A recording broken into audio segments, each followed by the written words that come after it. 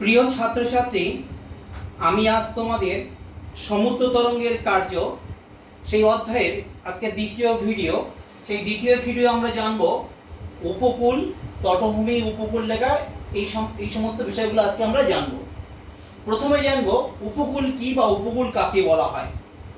উপকূল কি নয়, সমুদ্র এবং স্থলভাগ, সমুদ্রে যে জল আছে এই জলভাগ এবং স্থলভাগ যে অঞ্চলে সে মিলিত হয়, যে রেখা বরাবর মিলিত হয় সেই অঞ্চলটাকে বলা হয়েছে কি উপকূল বলা হয়। অর্থাৎ স্থলভাগ এবং জলভাগ বা সমুদ্র যে অঞ্চল বরাবর মিলিত হয় বা যে রেখা বরাবর মিলিত হচ্ছে সেই রেখাটা বা সেই অঞ্চলটাকেই বলা হয়েছে কি উপকূল বলা হয়। এরপর জন্য আমরা তটভূমিটা কি নয়, উপকূলের সামনের অংশ, উপকূলের যে খাড়া পাড়, এই খাড়া পাড় নিম্ন সীমা থেকে সমুদ্র দিকের অংশ কতদূর পর্যন্ত না, সমুদ্রের জল যত যে সীমারেখা বরাবর একদম নিচে নেমে যায়, অর্থাৎ সমুদ্র জলের নিম্ন সীমা, এই সমুদ্র জলের নিম্ন সীমা এই পর্যন্ত, সমুদ্র জলের নিম্ন সীমা থেকে আর উপকূলের খাড়া পাড়ের নিম্ন সীমা এই অংশটাকে বলা হয়েছে কি তটভূমি বলা হয়। এরপর জন্য আমরা উপকূল রেখাটা কি নয়, এই উপকূল অঞ্চলের একদম ঊর্ধ্ব যে সীমারেখা, সব থেকে উচ্চ খাড়া যে পাড় বা সীমারেখা রয়েছে, উচ্চ পাড়ের সীমারেখা, তাকে বলা হয়েছে কি উপকূল রেখা।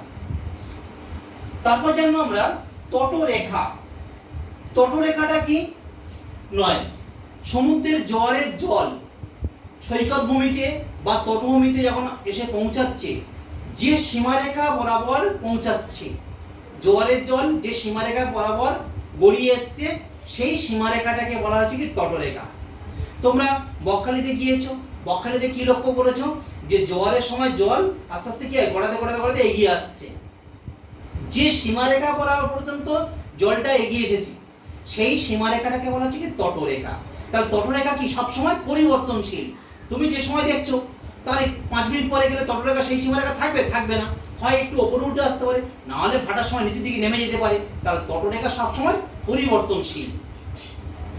এরপর জানবো আমরা সৈকত বা বেলাভূমিটা কি, এটা এই উপকূলের সামনের অংশ, অর্থাৎ তটভূমিতে কি হয়, সমুদ্র তরঙ্গের সঙ্গে আগত সেটা ক্ষয় এবং সঞ্চয় কি হচ্ছে, ওখানে নুড়ি, কাকর, বালি, পলি, ক্ষুদ্র ক্ষুদ্র যে প্রস্তরকণা সেগুলো কি হয় এই তটভূমিতে কি হয় জমা হয়।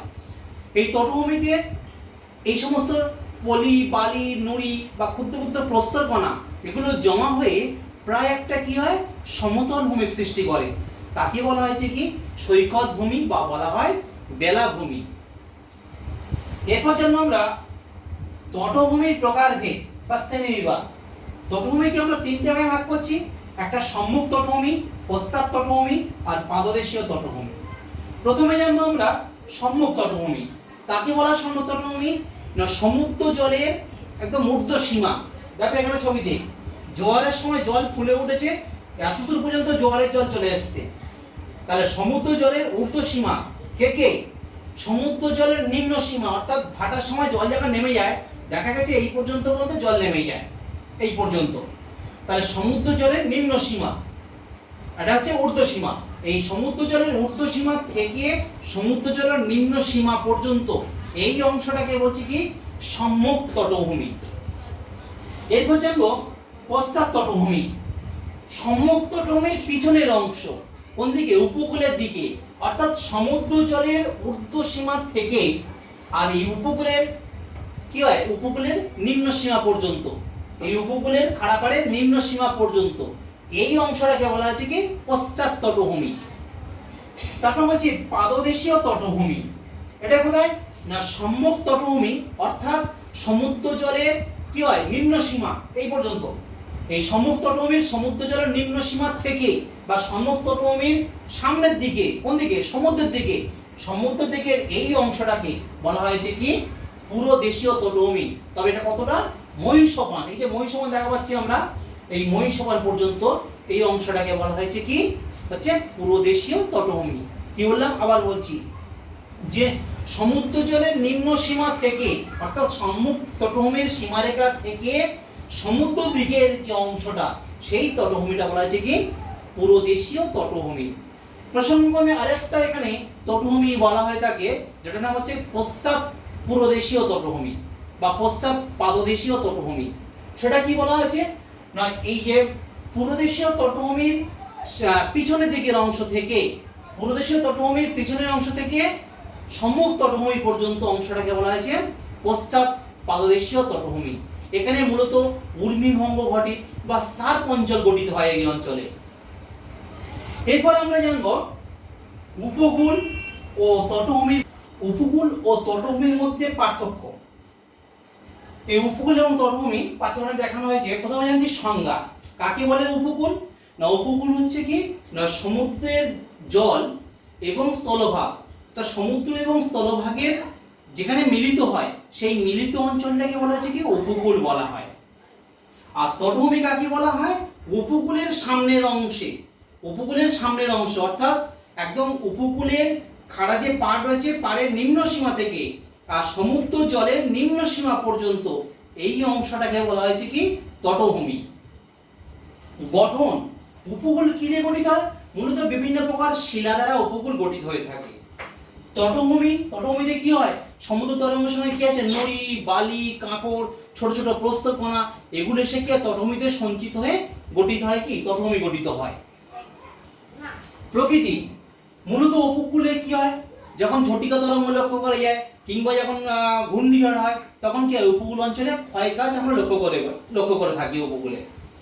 আর তটভূমিতে সবসময় কি হয় এখানে সঞ্চয় হয়, এখানে সবসময় কি হয় সঞ্চয় হয় অর্থাৎ সমুদ্র তরঙ্গের সঙ্গে নুড়ি, কাঁকড়, বালি, পলি এখানে এসে কি হয় সঞ্চিত হয়ে থাকে।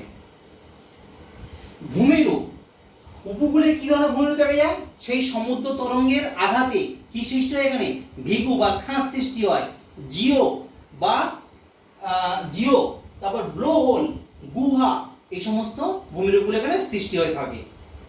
তটভূমিতে কি সৃষ্টি হয়? এখানে মূলত কি হয় নুড়ি, কাঁকড়, বালি এগুলো তটভূমিতে জমা হয়, জমে প্রায় একটা সমতল ভূমির সৃষ্টি করে যাকে আমরা কি বলি সৈকত বা বেলাভূমি। জলমগ্নতা, উপকূল কি হয় সবসময় কিন্তু জলমগ্ন হয়ে থাকে না, কেবলমাত্র যদি ঝটিকা তরঙ্গ লক্ষ্য করা যায় যেটা ঘূর্ণিঝড়ের সময় সেই ঝটিকা তরঙ্গের তখন সৃষ্টি হলে তখন কি হয় উপকূলটা জলমগ্ন হয়ে পড়ে, বাকি সবসময় কিন্তু জলমগ্ন হয়ে পড়ে না। তারপরে কি হচ্ছে তটভূমিতে, তটভূমি সবসময় কি হয় যখন জোয়ারের জল আসছে জোয়ারের জল দ্বারা সে জলমগ্ন হয়ে যায়, আবার ভাটার সময় কি হয় জলমগ্ন হলো না, তাহলে তটভূমিতে কি হয় প্রায় সবসময় কি হয় জলমগ্ন হয়ে থাকে। উচ্চতা, উপকূলের উচ্চতা কি হবে তটভূমির তুলনায় অনেক বেশি হবে, কারণ এটা স্থলভাগ জলভাগের মিলিত অঞ্চল, যেটা সীমারেখা উঁচু পাড় সেটা হচ্ছে উপকূল, তাহলে এর উচ্চতা কি হবে উপকূলের উচ্চতা বেশি হবে, তটভূমির উচ্চতা কি হবে কম হবে। তারপর যে শ্রেণী বিভাগ, উপকূলকে অনেকগুলো ভাগ করা হয়েছে, যেমন বলা হয় উত্থিত উপকূল, নিমজ্জিত উপকূল, যৌগিক উপকূল, এগুলো ভাগ আছে, নিরপেক্ষ উপকূল।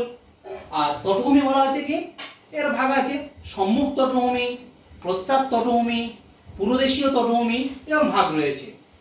তাহলে আমরা জানলাম উপকূল এবং তটভূমির মধ্যে পার্থক্য। এরপর আমরা জানব উপকূল রেখা ও তটরেখার মধ্যে পার্থক্য।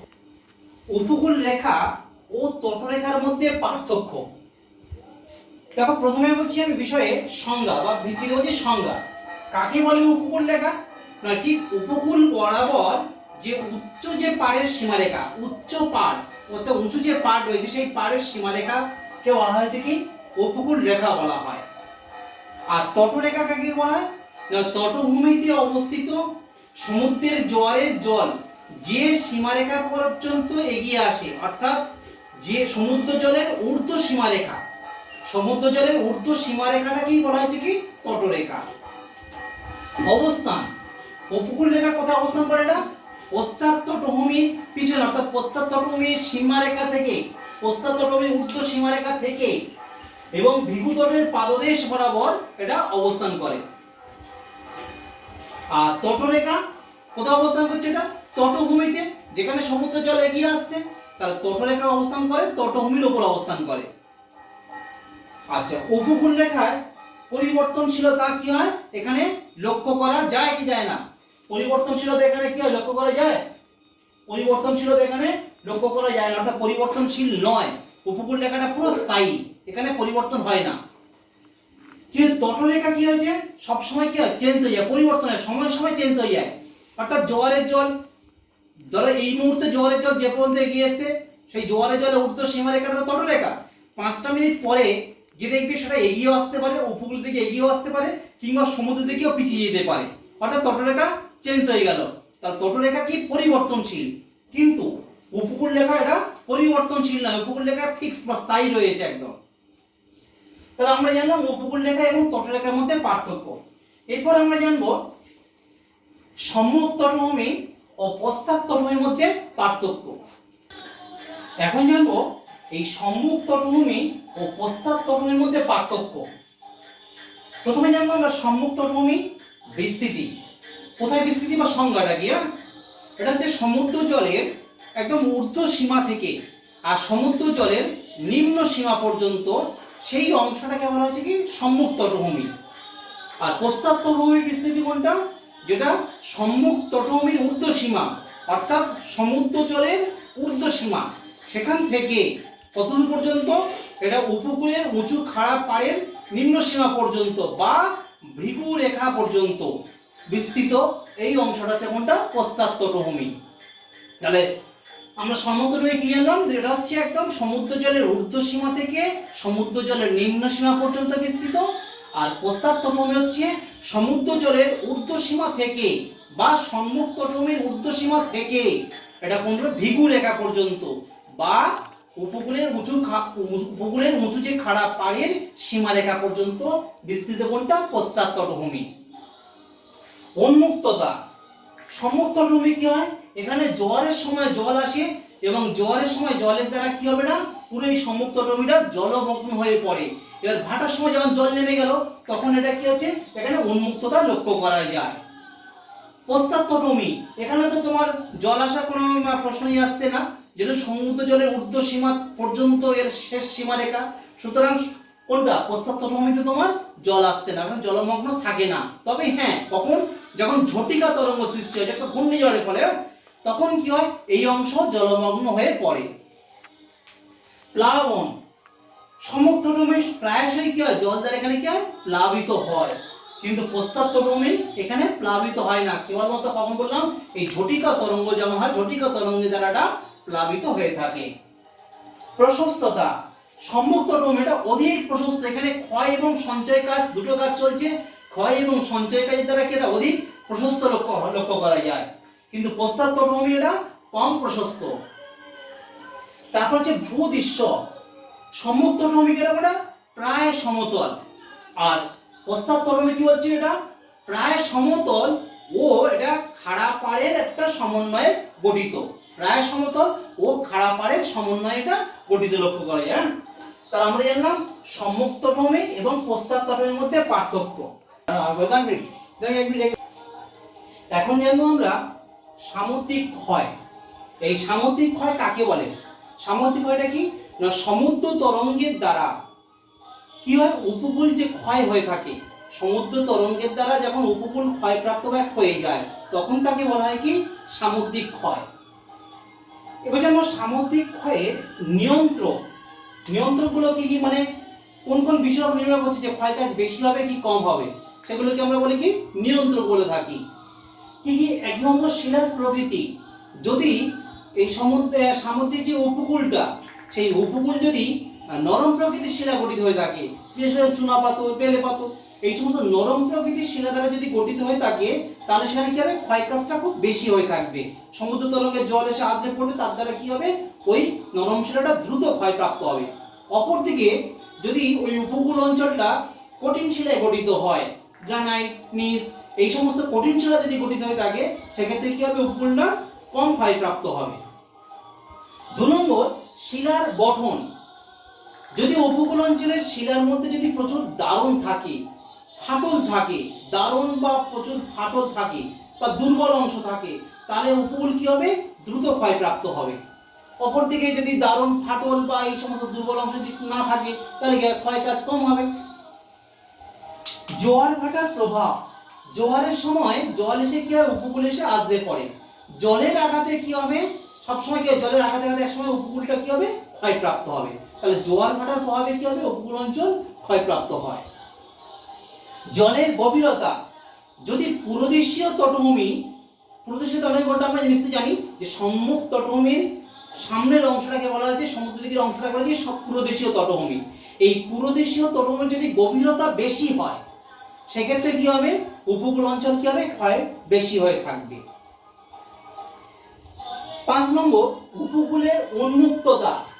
যদি উপকূল অঞ্চল উন্মুক্ত হয়ে থাকে, উপকূল অঞ্চল বাইরে উন্মুক্ত হয়ে আছে, তাহলে সেখানে কি হবে, জলের উন্মুক্ত মানে কি, সেটা মনে করো কোনো তার সামনে কোনো পাথর টাথর দেওয়া নেই, শক্ত কঠিন পাথর দেওয়া নেই, কিংবা কোনো গাছপালা নেই, শিকড় টিকড় দাঁড়বে নেই, এরকম পরিষ্কার নেই, এগুলো উন্মুক্ত হয়ে আছে উপকূল।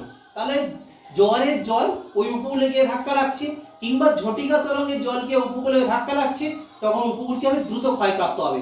অপরদিকে উপকূলটা যদি কোনো পাথর বা বোল্ডার দিয়ে কি হয়, যদি বাঁধা থাকে, সেক্ষেত্রে কি হবে, ক্ষয়টা কম হবে। তারপর হচ্ছে 6 নম্বরে, সৈকত ভূমির বিস্তৃতি। যদি সৈকত ভূমিটা বেশি হয়ে থাকে, সৈকত ভূমি কাকে বলে, যে তটভূমির যে অংশে সমুদ্রের তরঙ্গের সঙ্গে আসা নুড়ি, কাঁকর, বালি, পলি সেগুলো সঞ্চয় করে, তাকে তো বলি আমরা সৈকত ভূমি। এই সৈকত ভূমি যদি বিস্তৃতি বেশি হয়ে থাকে সেক্ষেত্রে কি হবে, উপকূল অঞ্চলের ক্ষয়টা কম হবে। অপরদিকে সৈকত ভূমি যদি বিস্তৃতি কম হয় তাহলে উপকূলে কি হবে, বেশি ক্ষয় কাজ লক্ষ্য করা যাবে। এছাড়া অনেক কারণ রয়েছে, নিয়ন্ত্রণগুলো রয়েছে। এরপরে জানবো আমরা সামুদ্রিক ক্ষয়ের প্রক্রিয়া সমূহ। যে সামুদ্রিক ক্ষয় হয় বিভিন্ন প্রক্রিয়া হয়ে থাকে। 1 নম্বর বলছি জলপ্রবাহ জনিত ক্ষয় বা আঘাতজনিত ক্ষয়, অর্থাৎ জোয়ারের সময় জল এসে কি হলো, বা ঝটিকা তরঙ্গে জল এসে কি উপকূলে এসে আছড়ে পড়ছে, এই যে জলের আঘাতে কি হবে, উপকূল অঞ্চল ক্ষয় হবে, এটা জলপ্রবাহ জনিত ক্ষয়। 2 নম্বর অবঘর্ষ জনিত ক্ষয়। সমুদ্রের তরঙ্গের সঙ্গে আসা নুড়ি, কাঁকর, বালি, পলি এগুলো সমুদ্রের উপকূলে কি হবে, ধাক্কা লাগছে, এবং তাদের সঙ্গে কি হবে, ওই নুড়ি, কাঁকর, বালির সঙ্গে উপকূলের কি হবে, তো উপকূলের যে উপরের অংশটা কি হবে, অবঘর্ষ প্রক্রিয়ায় কি হবে, ক্ষয় হবে। 3 নম্বর ঘর্ষণ ক্ষয়। সমুদ্রের তরঙ্গের সঙ্গে আসা নুড়ি, কাঁকর, বালি, পলি এগুলো আবার একে অপরের সঙ্গে ওই উপকূল অঞ্চলে এসে একে অপরের সঙ্গে কি হবে, ধাক্কা লেগে আরো ছোট ছোট কি হবে, বা ক্ষুদ্র ক্ষুদ্র কণায় পরিণত হয়ে যাবে। দ্রবণ ক্ষয়।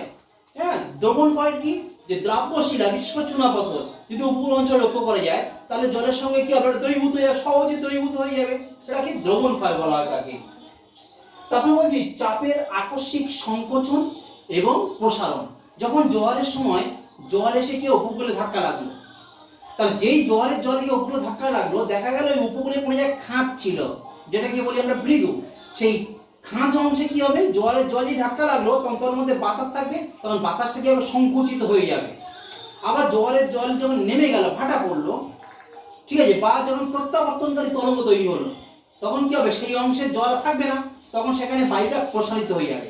তার সম্মুখ তরঙ্গের দ্বারা ওই খাঁজে কি হবে, বায়ুটা সংকুচিত হয়ে যাচ্ছে, আবার প্রত্যাবর্তনকারী তরঙ্গের সঙ্গে জল থাকছে না, তখন বায়ুটা প্রসারিত হয়ে যাবে। এইভাবে বায়ুর সংকোচন প্রসারণের ফলে হবে কি হবে, ওই খাঁজটা, ভিগুটা কি হবে, আরো বৃহৎ আকার ধারণ করবে, এবং সেখানে কি সৃষ্টি হবে, ব্লো হল হবে, পরবর্তীকালে জিও সৃষ্টি হবে। তাহলে এই ধরনের ক্ষয় হয়ে থাকে। এছাড়া বলছি আমি ক্ল্যাপটিস। ক্ল্যাপটিস এটা অর্থ হচ্ছে, ক্ল্যাপ থেকে এসছে, যার অর্থ অর্থাৎ বলা হচ্ছে করতালি, তার থেকে এসছে কি ক্ল্যাপটিস। এই ক্ল্যাপটিসটাকে এর দ্বারাও সামুদ্রিক কি হয়, সমুদ্র অঞ্চল ক্ষয় হয়ে থাকে। কি করে হয় লক্ষ্য করো, যেখানে ভূতট কি হচ্ছে, প্রায় খাড়া অবস্থান করছে, খাড়া, এবং এখানে কি হচ্ছে, সমুদ্র কি অনেক গভীর, তাহলে গভীর সমুদ্রে যখন তরঙ্গটা, কোন তরঙ্গ, যেন সম্মুখ তরঙ্গ, যেটা উপকূল থেকে এগিয়ে আসছে, এবং সম্মুখ তরঙ্গ এগিয়ে আসলো, কোথায় এসে ধাক্কা লাগলো, ভিক্ষুতটে ধাক্কা লাগলো। ধাক্কা লাগার পর এখানে কি হলো, তরঙ্গটা কি ভেঙে গেল না, তখন ওই তরঙ্গটা পুনরায় আবার কি হচ্ছে, ফিরে যাচ্ছে, অর্থাৎ প্রত্যাবর্তনকারী তরঙ্গ। এই প্রত্যাবর্তন তরঙ্গ আবার এটা সমুদ্র দিকে এগিয়ে যাচ্ছে।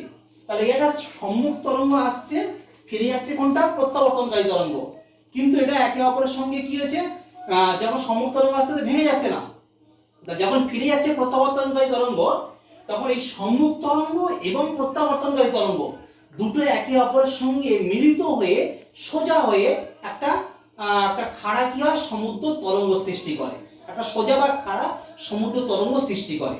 এটা একই জায়গায় এই তরঙ্গটা কে ওঠানামা করে। এই তরঙ্গকে বলা হচ্ছে কি ক্লাপটিস। তাহলে কি বললাম, সম্মুখ তরঙ্গ এবং প্রত্যাবর্তন তরঙ্গ, এই দুটো তরঙ্গ একত্রে কি হয়, মিলিত হয়, মিলিত হয়ে সোজাভাবে বা খাড়াভাবে একই স্থানে এটা ওঠানামা করে, তখন সেই তরঙ্গকে বলা হয়েছে কি ক্লাপটিস। এর দ্বারা সমুদ্র কি করে ক্ষয় হয়, নয় দেখো এই অঞ্চলে দুটো জল এসে মিলিত হলো, তাহলে এই অঞ্চল উঁচু হয়ে গেছে, তখন এই অঞ্চলের সমুদ্রের তলদেশে, এখানে সমুদ্র তলদেশে কি হচ্ছে গভীরতা, এখানে সমুদ্র তলদেশে এখানে কি চাপটা বেড়ে যাচ্ছে, এখানে তুলনামূলক এই অঞ্চলের চাপটা কম, কারণ এখানে জলটা বেশি, তাহলে এখানে জলের এখানে কি হবে, সমুদ্র তলদেশের চাপটা অনেক বেশি হবে, তাহলে এই অঞ্চলের চাপ বেশি, এই অঞ্চলের চাপটা কম, তাহলে এই চাপের হ্রাস বৃদ্ধির কারণে জন্য কি হয়, সমুদ্রের তলদেশে কি হয়, ক্ষয়প্রাপ্ত হয়। তাহলে ক্লাপটিসের দ্বারা কি হয়, সমুদ্র কি হয়, ক্ষয়প্রাপ্ত হয়ে থাকে।